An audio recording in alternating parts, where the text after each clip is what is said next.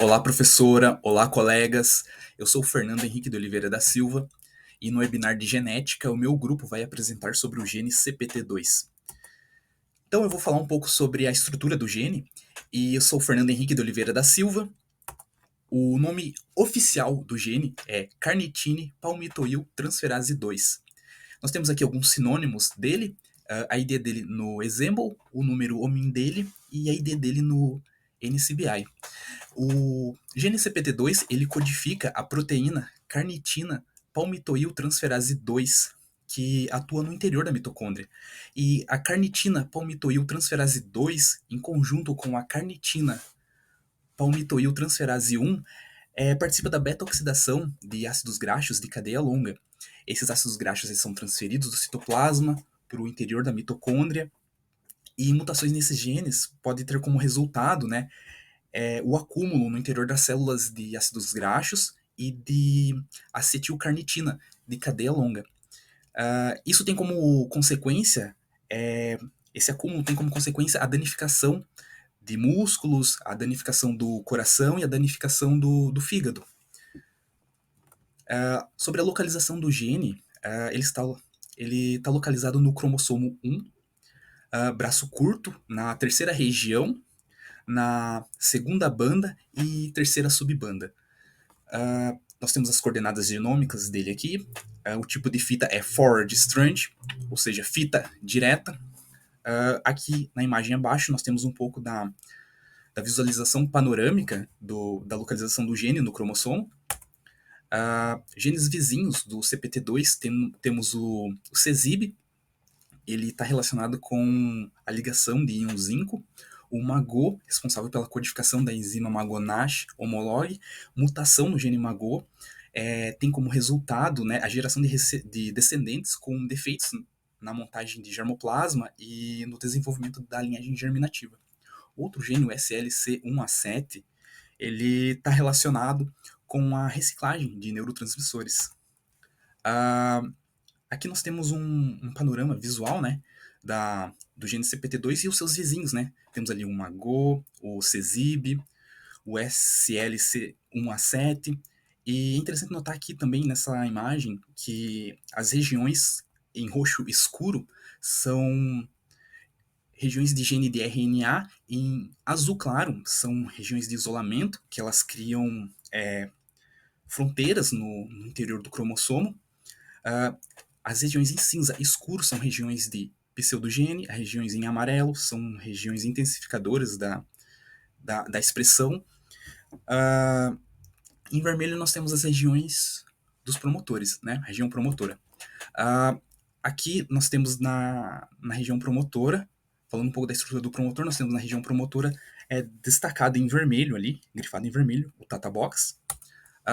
Sobre ilhas de CPG, são regiões no gene com guanina e com citosina, e elas estão sujeitas à metilação do DNA. E lembrando que a metilação do DNA ela pode estar relacionada com a repressão da expressão do gene. Ao todo, o nosso gene CPT2 ele tem 53 ilhas de CPG, totalizando na sequência do gene 20,9%. Aqui sobre a estrutura dos exons e dos introns, as barras elas representam os exons e as linhas os introns. Nós temos 5 exons e 4 introns. Na região ali das barras, tem uma região que não está preenchida, é interessante notar que é a região da não expressa, a região da UTR, o TR5' e o TR3'. Aqui em vermelho, as letras em vermelho na sequência são a região UTR, né, UTR5', e lá embaixo a região UTR3', um pouco mais extensa. Em azul, lá começando em ATG, nós temos o primeiro exon, nós temos 5 regiões de exons aqui representadas pelas letras em azul, e as regiões de introns em cinza, as letras escritas em cinza. Aqui as regiões de introns escritas em cinza e circuladas em vermelho. É interessante notar que elas têm início GT e final AG. Falando um pouco sobre a homologia do nosso gene, nós nosso gene ele tem o CPT2, ele tem 225 genes ortólogos. Lembrando que genes ortólogos são genes em espécies diferentes, com origem no mesmo ancestral. E das 200 espécies registradas, 179 possuem genes ortólogos diretos e 4 não possuem genes ortólogos com o gene CPT2. Genes parálogos. Nosso gene ele tem 6 genes parálogos. Lembrando que genes parálogos são genes na mesma espécie, só que eles são resultantes de um evento de duplicação e normalmente eles estão em cromossomos diferentes. Aqui falando sobre árvore filogenética, na região condensada, na cor escura, verde bem escuro, quase preto, representa uma alta taxa de conservação da sequência do CPT2 em outras espécies. É interessante notar que os chimpanzés eles têm uma alta taxa de conservação de sequências ali, né, do gene CPT2 em relação aos humanos. E os nós azul escuro, ali quase preto, estão relacionados a eventos de especiação que se relacionam aos genes ortólogos, e os nós vermelhos, escuros, ali quase bordô, eles se relacionam com eventos de duplicação que se relacionam com os genes parálogos. Eu sou o Gabriel e eu vou falar um pouco sobre a regulação da expressão do gene CPT2. Eu começo minha apresentação falando dos transcritos decorrentes do processamento de RNA mensageiro.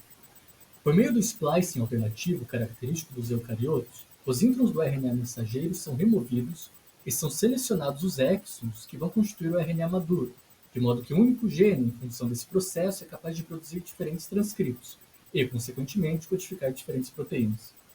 No caso em questão, o gene CPT2 possui 12 transcritos diferentes, dos quais 6 codificam proteínas, 3 são degradados por mutação sem sentido, o que significa que são instáveis e degradados porque possuem códon de parada precoce, e outros 3 possuem introns retidos, o que quer dizer que não foram removidos todos os introns durante o splicing alternativo. Na coluna direita da tabela, nós podemos ver que os transcritos são identificados pelas chamadas flags, que indicam o apoio experimental, a confiabilidade dos transcritos. Nesse slide, eu selecionei 2 transcritos e suas respectivas flags para examinarmos com mais detalhe. O transcrito CPT2-201, codificador de proteína, apresenta a flag main select, que indica o transcrito biologicamente mais relevante. Também a flag ensemble canonical, que identifica o transcrito mais conservado e expresso. A flag GenCode Basic, que identifica o transcrito mais complexo. A flag APRISP1, que prioriza o transcrito que codifica a proteína principal. E por fim a flag TSL1, que prioriza o transcrito que corresponde à maior parte dos exons numa escala de 1 a 5, onde 1 designa a melhor correspondência, que é o caso desse transcrito, marcado com a TSL1. A título de comparação, o transcrito CPT2-208, também codificador de proteína, apresenta a flag GenCode Basic e a TSL5, com um menor grau de correspondência em relação aos exons. Agora eu passo a falar da expressão das chamadas isoformas proteicas, que são formas diferentes de uma proteína que pode ser produzida a partir de genes diferentes, ou a partir do mesmo gene por um processo alternativo. E aquelas isoformas produzidas a partir do mesmo gene têm expressões diferentes de acordo com o tecido analisado, o que pode ser visto neste gráfico a respeito do gene CPT2. Nele, nós vemos várias isoformas listadas à direita e suas respectivas expressividades nos tecidos, listados abaixo. Chamam a atenção 2 isoformas que apresentam uma elevada expressão em diferentes tecidos, grifadas aqui à direita, e vemos que a primeira delas, com o final 35.1, apresenta o grau mais elevado de expressão no fígado. De maneira análoga ao que ocorre com as isoformas proteicas, também é possível observar a variação da expressão do gene em diferentes tecidos. Por meio deste gráfico, nós vemos que o CPT2 apresenta expressividade em vários tipos de tecidos. Aqui, a expressividade está em ordem decrescente, da esquerda para a direita, e é no fígado que há maior expressão. Nesse slide eu elenco os 4 tecidos que apresentam maior grau de expressão, dividido em TPM, isto é, transcritos por milhão. Então, como dito, no fígado há maior expressividade, com TPM mediano de 26,35. Em segundo lugar, temos um grupo de células, conforme a amostra do estudo, que são linfócitos transformados por EBV, o vírus Epstein-Barr. A TPM mediana é 23,25. Em terceiro lugar estão as glândulas adrenais, ou suprarrenais, com TPM mediana de 19,78. Em quarto lugar, temos os testículos, com TPM mediana de 19,21. Também é possível examinar as variações de expressão do gene de acordo com o sexo. E neste gráfico, de fato, podemos ver que há uma pequena diferença de expressão entre o sexo masculino e feminino em alguns tecidos. Como exemplo, no fígado, a expressão do gene é de 31,91 ppm para o sexo feminino e de 25,48 para o masculino.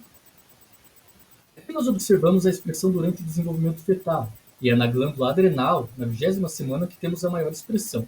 Em segundo lugar, no intestino, também na 20ª semana. Notemos que o fígado ainda não apresenta alguma expressão relevante nesse período analisado. Neste gráfico está presente a expressão dos exons do gene de acordo com os tecidos. É possível observar que os exons 1, 3, 4, 7 e 9 apresentam algum grau de expressão, maior ou menor, a depender do tecido, e que a maior expressividade é do exon 9 no fígado. Agora aqui estão retratadas as principais patologias relacionadas à variação da expressão do gene CPT2. As linhas vermelhas indicam o aumento da expressão e as verdes diminuição. Na linha 3, podemos observar que uma diminuição da expressão está associada a um tipo de liposarcoma, ao passo que na linha 5 observa-se que um aumento da expressão está relacionado com rabidosarcoma e também com liposarcoma. Já nas linhas 4 e 7, vemos que um aumento da expressão se associa a alguns tipos de influenza. Agora eu passo ao último tópico, em que trato dos miRNAs, os RNAs não codificantes reguladores da expressão genética. O nosso gene CPT2 é potencialmente reconhecido por 27 miRNAs, dos quais 3 possuem target score superior a 80, o que significa que apresentam um nível de regulação elevado. Nesse slide eu examino com mais detalhes um dos miRNAs da tabela anterior, com target score 82, denominado miRNA HSA-MIR938. Ele é formado por 22 nucleotídeos, reconhece 328 alvos e o gene CPT2 é seu alvo número 68. Apresenta sítio de ligação potencialmente reconhecido na localização 513 da sequência 3 de TR do RNA mensageiro e reconhece de maneira específica a sequência assinalada em azul, TAA-GGG-CA. Nesse último slide, temos uma comparação entre esse miRNA e seu precursor e observamos que não há diferença entre as bases nitrogenadas de ambos. Meu nome é João, eu vou falar sobre a expressão e a função da proteína CPT2. Por definição, a proteína CPT2 é uma enzima encontrada no interior das células, mais especificamente nas mitocôndrias. Sua principal função é facilitar o transporte de ácidos graxos de cadeia longa, que são moléculas que compõem a gordura, para dentro das mitocôndrias e posteriormente serem convertidos em energia. A função da proteína, né, ela trabalha juntamente com a CPT1, né, que codifica e oxida os ácidos graxos de cadeia longa nas mitocôndrias, né, para posteriormente, como já dito, passarem a ser ATP, né, a energia do nosso corpo. Como ela atua de uma forma resumida, a CPT2 ela se liga aos ácidos graxos de cadeia longa, formando uma espécie de complexo entre a enzima e o ácido graxo. Com o ácido graxo acoplado, a CPT2 facilita o transporte através da membrana interna da mitocôndria, que normalmente impede a passagem direta desse tipo de molécula. Já dentro da mitocôndria, a CPT2 remove o ácido graxo da proteína carreadora, a carnitina, inicia o processo de beta-oxidação. Nesse processo, o ácido graxo é quebrado em pedaços menores, gerando a energia em forma de ATP, posteriormente, que é utilizada em várias partes do nosso corpo. Sobre as isoformas da proteína, as isoformas podem vir de outros lugares do nosso corpo, né? E elas podem ou ser produtos de genes diferentes, ou elas podem vir de eventos de splicing alternativo, né? Essas são as 3 isoformas com maior pontuação de anotação, né? Por mais que elas não tenham correlação clínica, tem poucas correlações clínicas revisadas nelas, mas essas são as 3 que podemos encontrar de forma de uma fonte segura, né? Sobre a estrutura da CPT2, não temos uma informação clara sobre a estrutura entre estruturas secundárias, terciárias. Sabemos que ela é formada de alfas hélices, folhas betas, mas a estrutura não tem uma fonte confiável sobre a sua estrutura exata, né? Sobre a expressão intra e extracelular, podemos ver aqui na imagem que a maior expressão dela é no fígado e no intestino, né? E um resumo da expressão dela pelo corpo, podemos ver aqui num contraste entre homens e mulheres, é praticamente igual, tem algumas diferenças ali na parte da coxa, né? Na parte da coxa das mulheres temos uma expressão um pouco maior que a dos homens, mas analisando a imagem podemos ver que realmente no fígado, no intestino, são as maiores expressões dessa proteína. Um resumo da expressão de RNA e da proteína, né, um contraste entre os dois, podemos ver que o contraste entre o RNA mensageiro e a proteína expressa, o RNA mensageiro é muito menor do que a proteína, tendo ali a maior expressão de proteínas nos tecidos endócrinos, no trato gastrointestinal, no fígado, na vesícula biliar também, certo? Já a expressão nos tecidos, podemos ver ali como mais expresso, né, os cardiomiócitos, células mucosas gástricas e os hepatócitos, como já falado, né? Como diz também nesse slide aqui, que os hepatócitos ali, nos tipos celulares de célula única, são os hepatócitos que mais têm a maior expressão dessa proteína. Já a expressão dessa proteína no cérebro, né, podemos ver que na maioria das partes do cérebro, essa proteína ela se distribui mais ou menos igual, tendo uma maior expressividade ali no plexo coroide. Né? Sobre as patologias, né, relacionadas à proteína, podemos ter o câncer renal, certo? E o câncer coloretal. E os dois prognósticos eles são favoráveis, que significa que não é letal, né? A pessoa pode tratar e viver muito tempo, mesmo com uma disfunção, mesmo com uma falta dessa proteína.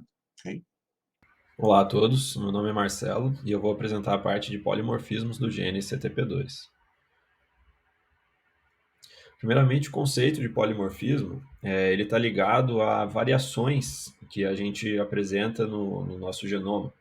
A gente sabe que um genoma entre duas pessoas não relacionadas é majoritariamente igual, mais de 99%, mas essas pequenas variações que ocorrem, que caracterizam os alelos, que a gente chama que são segmentos de DNA que têm versões diferentes na população, com pequenas alterações. Então, quando uma dessas variações, dessas variantes, ela ocorre com uma frequência maior que 1% na população, essa variante é dita um polimorfismo. Então, quando isso é aplicado para um gene, um polimorfismo do gene é simplesmente uma variação dele que ocorre com uma frequência maior que 1% na população. Se essa frequência é menor que 1%, ela é dita uma variante rara. Para o nosso gene, o site Ensemble mostra essa visão geral para a gente, que tem de quase 65 mil variantes catalogadas. E a gente pode visualizar elas dessa forma, separando pelas consequências que cada uma delas gera. E aqui a gente observa que a grande parte delas, mais de 50%, são em introns.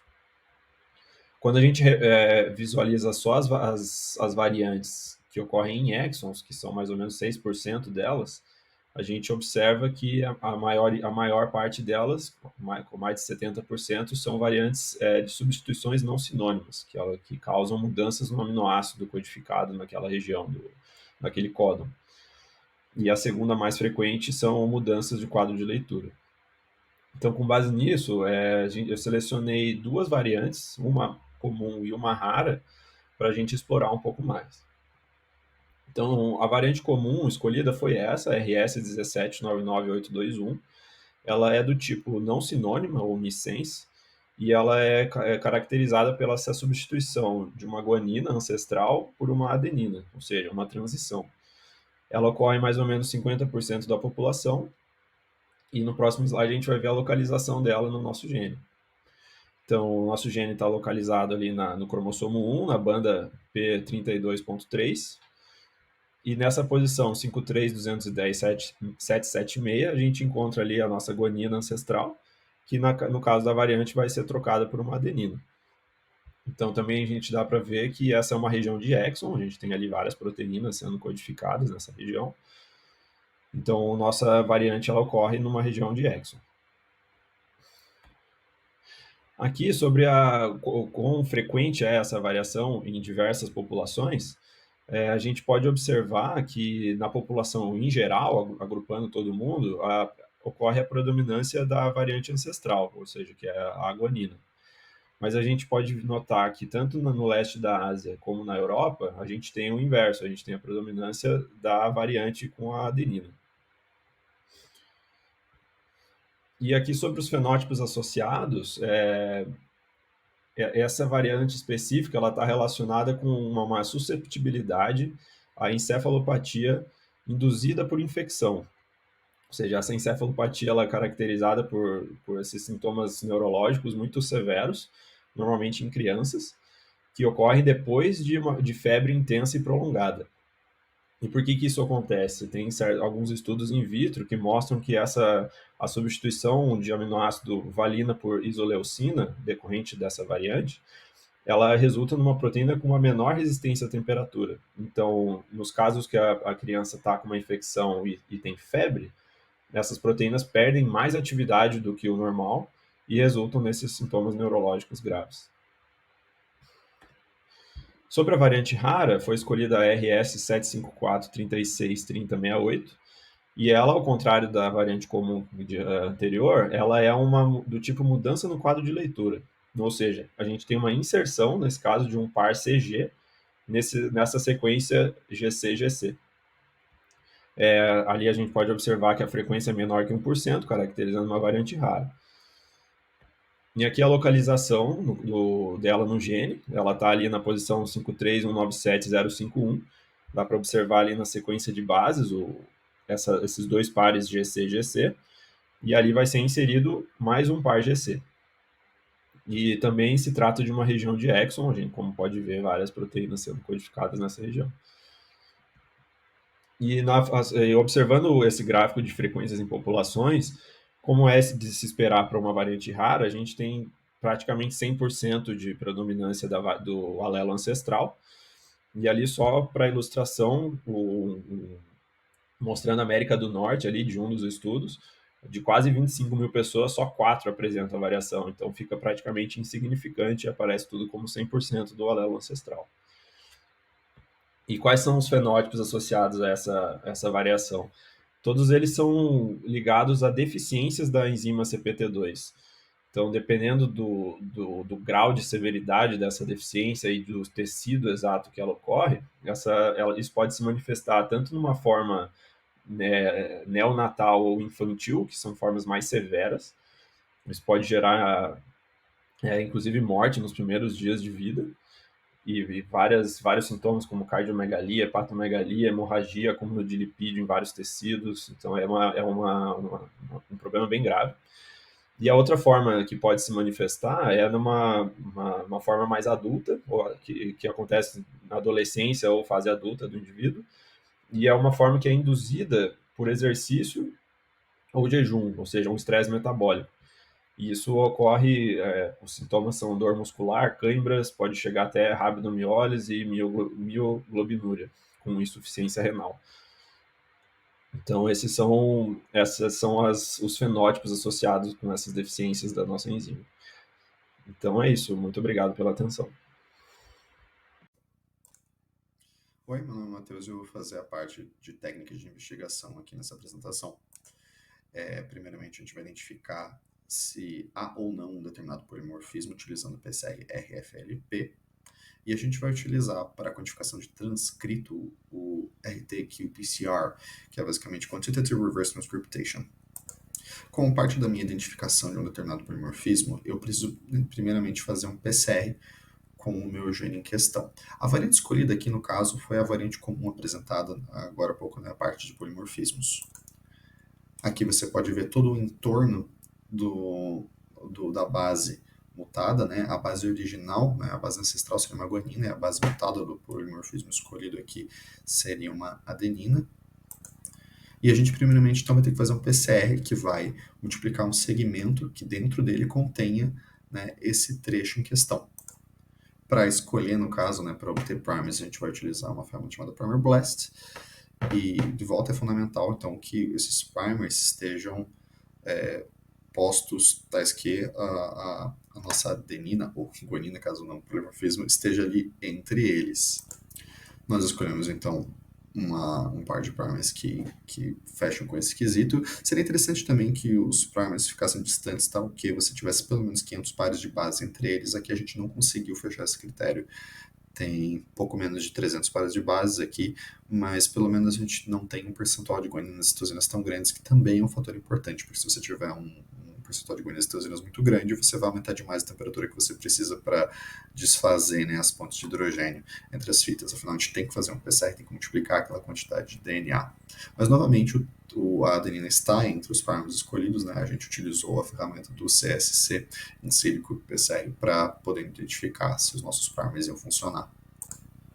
Aqui a gente tem uma demonstração um pouco mais visual, ainda naquela sequência que a gente tinha demonstrado, mostrando que o trecho em questão, né, que a gente quer identificar, está entre os primers escolhidos, sim, tá? Só lembrando que o Primer Blast ele acaba entregando para você o Reverse Primer, e para você identificar ali na fita, você vai ter que colocar aqui no sentido direto, ou seja, tem que pegar as bases correspondentes e inverter.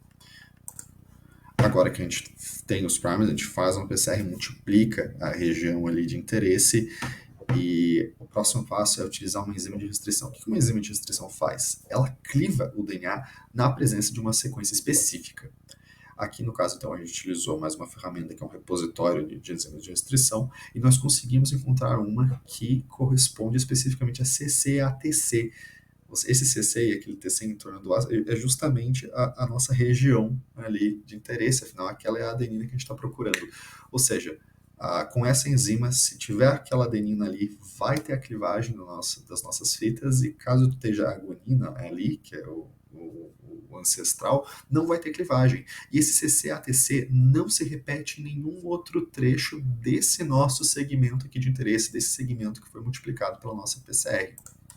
Aqui está a nossa enzima de restrição com um pouco mais de detalhe, né, ainda do mesmo site. Você pode ver que a clivagem não corre exatamente ali do lado da nossa adenina, mas mesmo assim vai ocorrer a clivagem, então a gente vai ter a criação de duas fitinhas a partir da fitona, né, na presença, obviamente, da nossa adenina.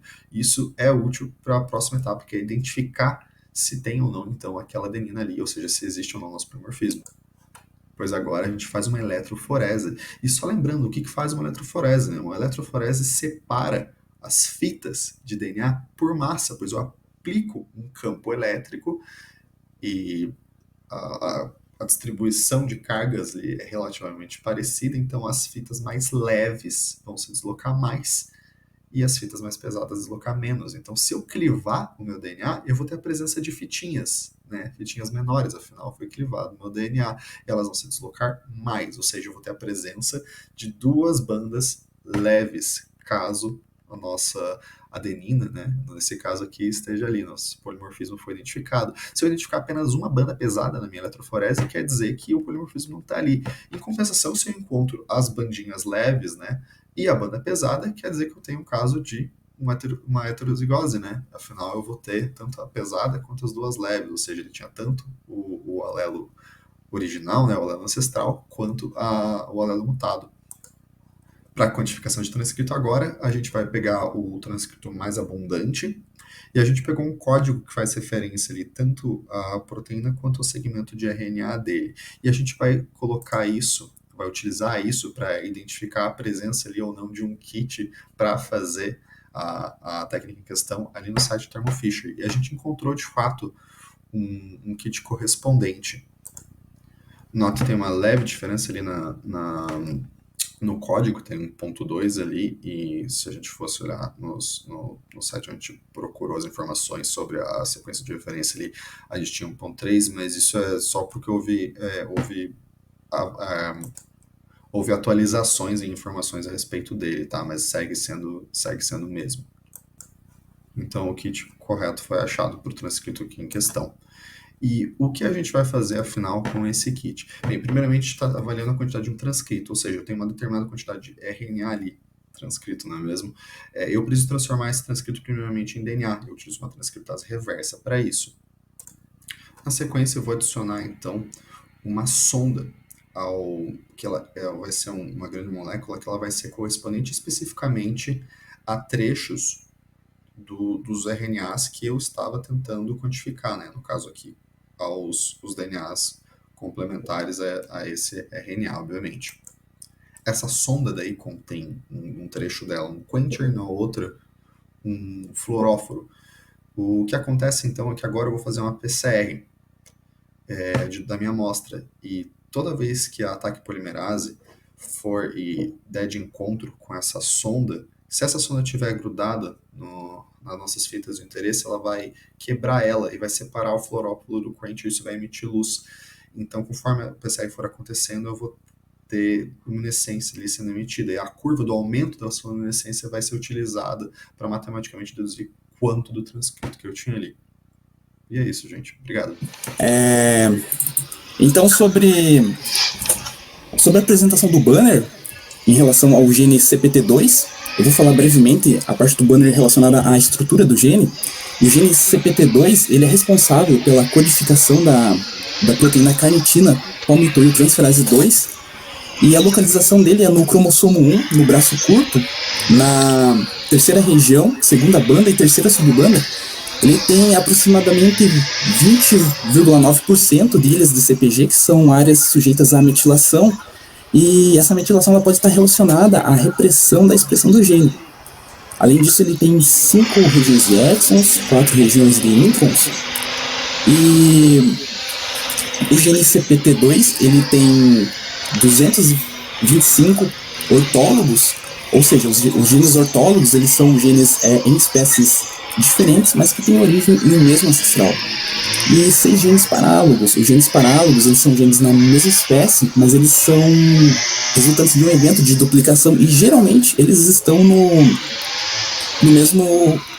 geralmente eles estão em cromossomos diferentes.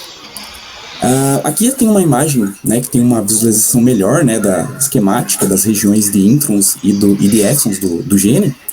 E é interessante notar ali que as regiões de barras são as regiões de exons, as linhas são as regiões de introns. É interessante a gente perceber também que nas barras, a região que não está preenchida corresponde às UTRs, né? A UTR 5' e a UTR 3'. Em relação à regulação da expressão do gene CPT2, há diferentes mecanismos que atuam nesse processo, como o splice alternativo e a ação dos miRNAs. Aqui eu retomo muito brevemente alguns dos pontos principais tratados na apresentação. Então, esse gene possui 12 transcritos, produzidos em decorrência do processo de splice alternativo, dos quais 6 codificam proteínas. Ele também é reconhecido por 27 miRNAs diferentes, dos quais 3 possuem um elevado target score.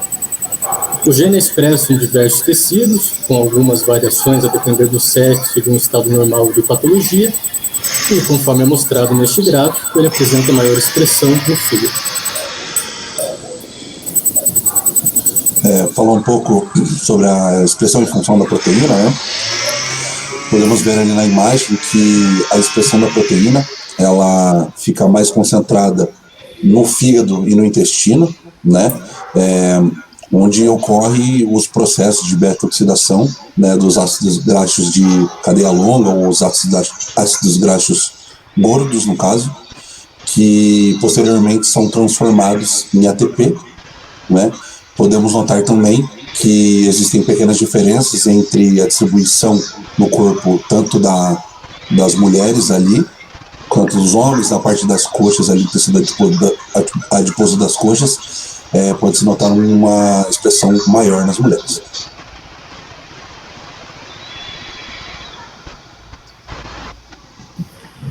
Bom, sobre o polimorfismo do nosso gene, os polimorfismos são variantes que aparecem com frequência maior de 1% na população.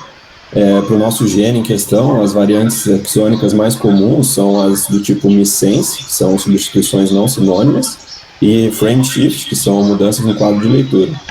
E essas variantes, né, elas podem resultar em diversos graus de deficiência ou redução de atividade da enzima CPT2, e tem potencial de serem letais no começo, logo no início da vida, ou em algumas manifestações que acontecem na adolescência ou na fase adulta já. Matheus, especificamente sobre técnicas de investigação. O nosso banner aqui vai retomar apenas a questão da investigação de polimorfismos. Nós utilizamos aí, no caso, uma técnica chamada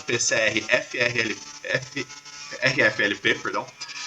E basicamente nós usamos uma PCR com um alvo no gene e utilizamos uma enzima de restrição para, caso exista uma sequência específica no nosso gene, que vai ser referente ao polimorfismo em questão, a gente vai ter clivagem e na sequência a gente faz uma eletroforese. Então, caso a gente enxergue bandas leves, a gente vai ter identificado a presença desse polimorfismo.